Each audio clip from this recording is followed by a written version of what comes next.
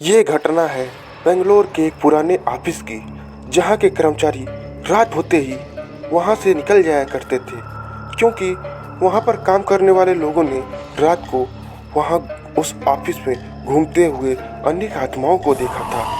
और उस ऑफिस के लोग बताते हैं कि वह आत्माएं बस दिखती ही नहीं थी, बल्कि लोगों को परेशान भी किया करती थी।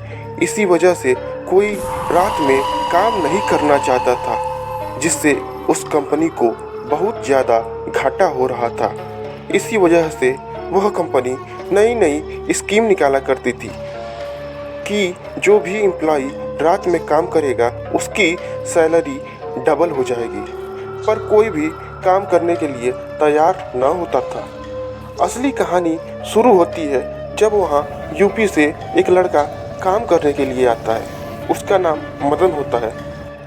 जब वो पहले दिन उस ऑफिस में काम करने के लिए आता है तो उसी दिन उस कंपनी का मैनेजर सभी लोगों को अपने कैबिन में बुलाता है और बोलता है कि जो भी एम्प्लॉय इस फाइल को आज रात तक पूरा करके मुझे दे देगा उसको 1 मंथ का बोनस मिल जाएगा।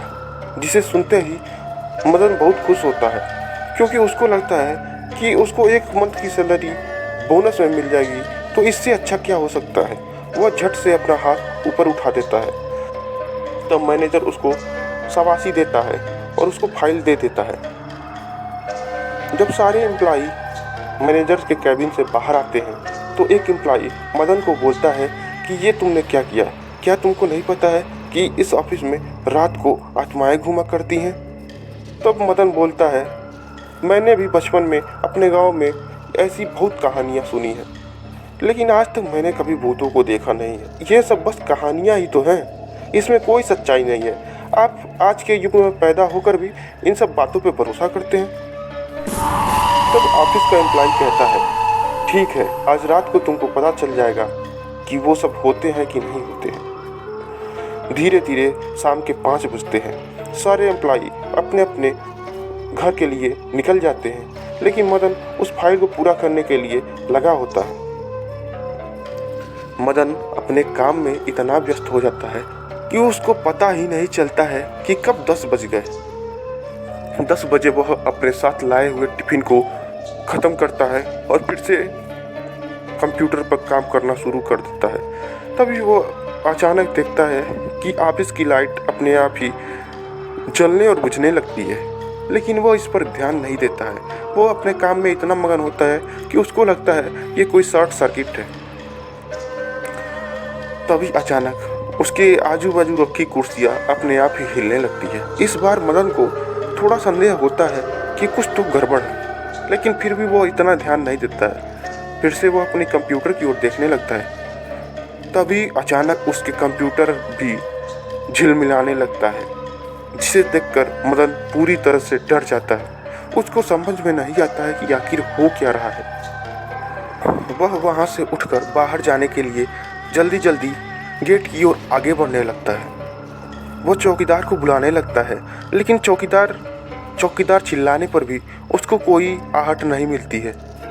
तभी वो जैसे ही गेट के पास पहुंचता है, वह देखता है कि गेट अपने आप ही लॉक हो चुका रहता है। कमरे के सारे बल्ब अचानक बुझ जाते हैं। तभी उसकी नज़र ऑफिस के एक कोने में पड़ती है। रात के अंधेरे में वहाँ से एक रोशनी आ रही होती है। जब वो उसकी ओर बढ़ने लगता है तो उसको एक ऐसा नज़ारा दिखता है जिसको देखकर वो चिल्लाने लगता है। वहाँ पर उसे कोई व्यक्ति खड़ा हुआ दिखाई पड़ता है, लेकिन जब नज़दीक जाता है तो वहाँ पर कोई नहीं रहता है।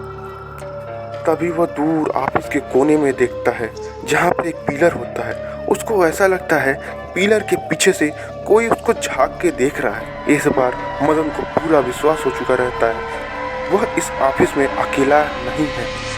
तभी उसको अपने से 10 फीट की दूरी पर एक साया खड़ा हुआ दिखाई पड़ता है, जिसका सर नहीं होता है और वह मदन की ओर बढ़ रहा होता है। धीरे धीरे मदन इसे देखकर इतना डर जाता है कि वो बेहोश हो जाता है। सुबह जब सारे एम्प्लॉय ऑफिस के काम करने के लिए आते हैं तो वो देखते हैं मदन उस ऑफिस में बेहोश पड़ा हुआ होता है। तो दोस्तों, ये कहानी आपको अच्छी लगी हुई हो तो लाइक करें, शेयर करें, सब्सक्राइब करें। धन्यवाद।